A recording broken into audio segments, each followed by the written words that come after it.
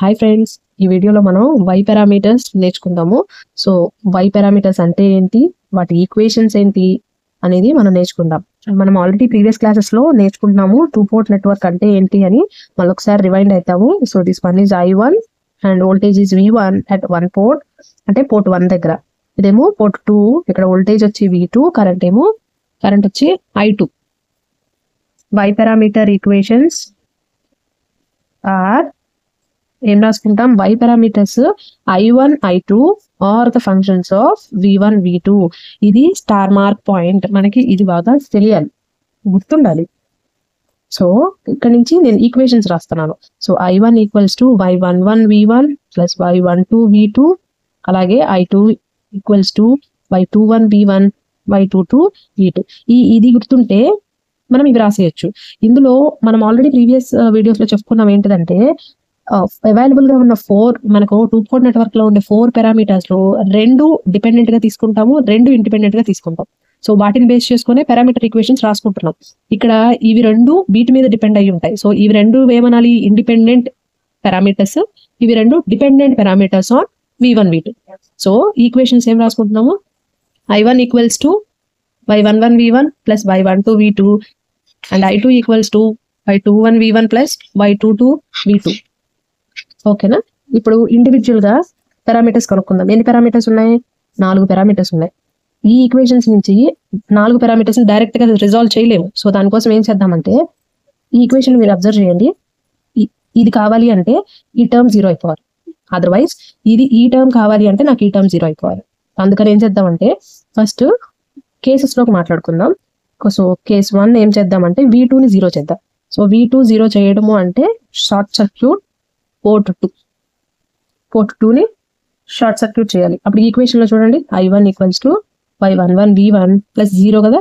So y11 equals to I1 by V1 and V2 equals to 0. So మనం already Z parameters నేర్చుకున్నప్పుడు వీటి names ఎట్లా రాయాలో నేర్చుకున్నాం. 1/1 ఉంది కాబట్టి డ్రైవింగ్ పాయింట్ అని రాయాలి. డ్రైవింగ్ పాయింట్ ఇన్పుట్ పోర్ట్, అంటే 1 అంటే input port I/V admittance. So దీన్ని ఏం రాయాలి, driving point input port admittance అని రాయాలి. అలాగే సెకండ్ ఈక్వేషన్ లో I2 equals to y21 V1 plus 0. So y21 equals to I2 by V1 at V2 equals to 0. ఇది ఇంపార్టెంట్, ఈ నోటేషన్ కూడా. సో 2/1 అంటే forward I/V, transfer, impedance, admittance. ఎందుకు, I/V ఉంది కాబట్టి అడ్మిటెన్స్. ఇది కేస్ 1. సెకండ్ కేసులో ఏం చేద్దాం, V1 ని 0 చేద్దాం. అప్పుడు ఏమొస్తుంది, సో V1 0 చేస్తున్నాము అంటే వీఆర్ షార్ట్ సర్క్యూటింగ్ పోర్ట్ 1.